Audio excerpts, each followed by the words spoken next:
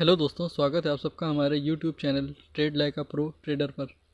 दोस्तों आज है संडे 1 सितंबर और आज इस वीडियो में हम लोग बात करेंगे अपनी एक पिछली वीडियो के बारे में जो कि 25 तारीख को अपलोड करी थी। और दोस्तों उस वीडियो में हम लोग ने बात करी थी कुछ स्टॉक्स के बारे में और उनके इंपॉर्टेंट सपोर्ट और रेसिस्टेंस के लेवल के बारे में। तो चलिए दोस्तों, आज इस वीडियो में हम लोग देखते हैं इनमें से कितने स्टॉक्स ने अपने रेसिस्टेंस के लेवल को ब्रेक किया और हम लोग को ब्रेकआउट दिया, और किन किन शेयर्स में हम लोग को रेसिस्टेंस के लेवल पर गिरावट देखने को मिली। तो चलिए दोस्तों शुरू करते हैं आज की वीडियो को।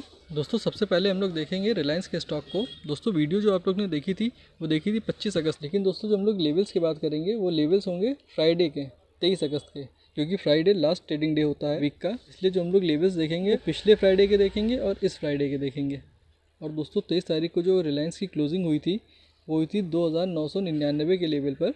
और जो हम लोग ने रेसिस्टेंस की बात करी थी स्टॉक में वो था ये 3015 रुपये का रेसिस्टेंस। यहाँ पर इस स्टॉक ने इस रेसिस्टेंस को ब्रेक तो किया, लेकिन इसमें हम लोग को 2 दिन थोड़ी गिरावट देखने को मिली और वहाँ से हम लोग को फिर इसमें एक तेज़ी आती हुई दिखाई दी। इस हफ्ते दोस्तों जो रिलायंस का हाई रहा है वो रहा है 3080 का। और दोस्तों फ्राइडे को हम लोग को फिर से यहाँ पर एक गिरावट देखने को मिली।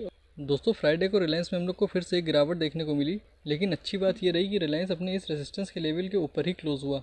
तो दोस्तों जब तक रिलायंस अपने इस रेसिस्टेंस के लेवल के ऊपर ट्रेड कर रहा है तब तक हम लोग को इसमें एक अच्छी तेज़ी देखने को मिल सकती है। चलिए दोस्तों अब हम लोग देख लेते हैं अपने दूसरे स्टॉक को।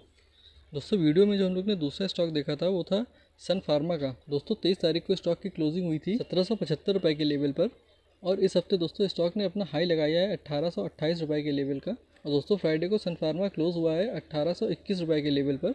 तो दोस्तों सन फार्मा में इस हफ्ते हम लोग को अच्छी तेज़ी देखने को मिली और सन फार्मा का स्टॉक अपने वीकली हाई के लेवल के आसपास ही बंद हुआ। चलिए दोस्तों अब हम लोग देख लेते हैं अपने तीसरे स्टॉक को जो कि था ICICI बैंक का। तो दोस्तों ये है हम लोग के सामने ICICI बैंक के डेली टाइम फ्रेम का चार्ट। दोस्तों ICICI बैंक की क्लोजिंग 23 तारीख को हुई थी 1203 रुपये के लेवल पर, और इस स्टॉक में भी हम लोग को इस पूरे हफ्ते अच्छी तेज़ी देखने को मिली।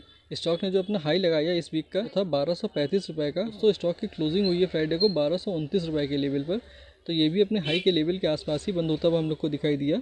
हालांकि दोस्तों ICICI बैंक अब अपने एक मेजर रेसिस्टेंस के लेवल के आसपास पहुंच रहा है जो कि है इसका ऑल टाइम हाई का लेवल, और वो लेवल है 1247 रुपये का। और दोस्तों स्टॉक इस टाइम पे 1229 रुपये के लेवल के आसपास काम कर रहा है। तो अब हम लोग को इस स्टॉक में या तो यहाँ पर से एक ब्रेकआउट देखने को मिलेगा और स्टॉक में और तेज़ी आएगी, या फिर हम लोग को स्टॉक में एक यहाँ रेसिस्टेंस के लेवल से बिकवाली भी आती हुई दिखाई दे सकती है। चलिए दोस्तों अब हम लोग देख लेते हैं अपने तीसरे स्टॉक को जो कि था अपोलो हॉस्पिटल का।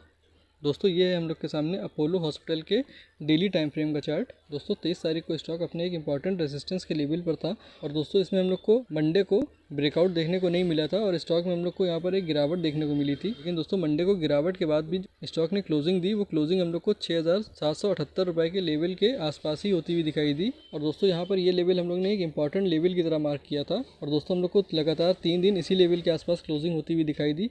फिर स्टॉक में दोस्तों हम लोग को एक अपमूव आता हुआ दिखाई दिया और स्टॉक ने अपने इस रेजिस्टेंस के लेवल को ब्रेक करके हम लोग को इसके ऊपर क्लोजिंग दी। अब दोस्तों जब तक अपोलो हॉस्पिटल का स्टॉक अपने इस रेजिस्टेंस के लेवल के ऊपर है तब तक हम लोग को इसमें अच्छी तेज़ी देखने को मिल सकती है। चलिए दोस्तों अब हम लोग देख लेते हैं अपने आखिरी स्टॉक को जो कि था हीरो मोटोकॉर्प का। ये हम लोग का आखिरी स्टॉक हीरो मोटोकॉर्प का, और ये इसके डेली टाइम फ्रेम का चार्ट। दोस्तों 23 तारीख को जो स्टॉक की क्लोजिंग हुई थी वो अपने इस रेजिस्टेंस के लेवल के ऊपर हुई थी, लेकिन दोस्तों मंडे को इस स्टॉक में हम लोग को गिरावट देखने को मिली, और दोस्तों लगातार 3 दिन स्टॉक में हम लोग को गिरावट देखने को मिली थी। फिर थर्सडे को इसमें फिर से तेज़ी देखने को मिली, और दोस्तों 30 तारीख को स्टॉक जो है वो हुआ है 5455 रुपये के लेवल पर, और जो स्टॉक ने हाई लगाया वो लगाया 5578 रुपये का। तो दोस्तों अगर ओवरऑल देखें तो 23 तारीख को जो इसकी क्लोजिंग हुई थी वो हुई थी 5384 रुपये के लेवल पर। वहाँ से स्टॉक ने हम लोग को इस हफ्ते हम लोग को 194 रुपये का रिटर्न दिया है। चलिए दोस्तों इसी के साथ हम लोग इस वीडियो को एंड करते हैं। अगर कंटेंट अच्छा लगा हो तो वीडियो को लाइक करिए और चैनल को सब्सक्राइब करिए।